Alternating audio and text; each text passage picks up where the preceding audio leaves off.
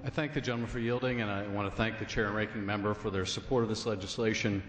Mr. Speaker, I rise today to speak in support of the bill to designate the U.S. Postal Office building located at 281 East Colorado Boulevard in Pasadena, California, as the first Lieutenant Oliver Goodall Post Office building.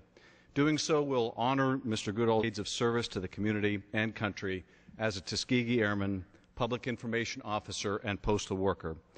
It's my pleasure to honor the contributions of an inspirational man who answered his country's call to service in the face of immense adversity.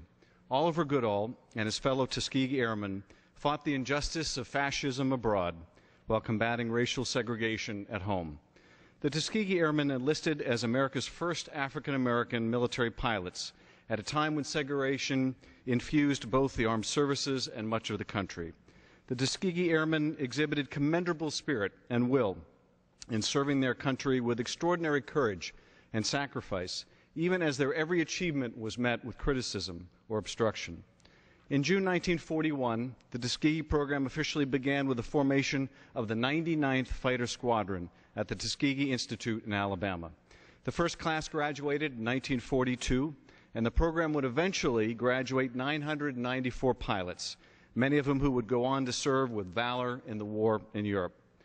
Goodall entered the service at Tuskegee in February 1943. In October 1944, he graduated as a multi-engine pilot and was assigned to the 477th Bomber Group at Godman Field, Kentucky in January 1945, where he attained his first pilot's rating in 6 months. Despite an excellent service record, including a Silver Star, 150 Distinguished Flying Crosses, 14 Bronze Stars, and 744 Air Medals by war's end, the Tuskegee Airmen faced rigid segregation on Air Force bases. White and African-American officers and enlisted men were separated in almost all activities, including admittance into the Officers Club.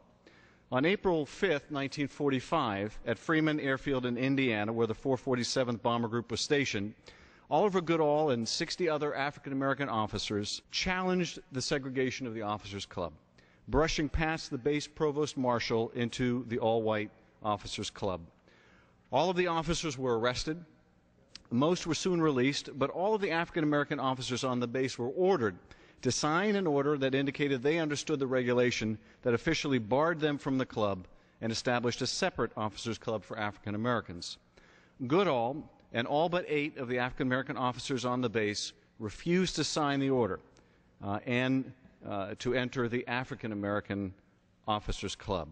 Asked why he refused to sign the order, Goodall responded, "Because it's just another form of segregation." The officers that refused to sign the order were arrested again. They were released on April 19, 1945. By then, news of the incident and the dignity that Goodall and other officers had displayed in entering the Whites-Only Officers Club and refusing to sign the order had spread across the country. The ensuing protest compelled the War Department to establish the McCloy Committee to investigate segregation in the armed forces. The McCloy Committee played a critical role in the abolishment of segregation in the military.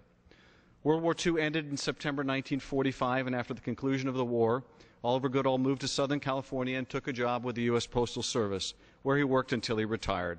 He was an active member of the community, serving as fundraising chairman of the Tuskegee Airman Foundation Scholarship Fund, which assists financially disadvantaged and deserving students interested in the fields of aviation, aerospace, and science to achieve academic success. In 1961, he bought a home in Altadena where he lived until he passed away in October of 2010.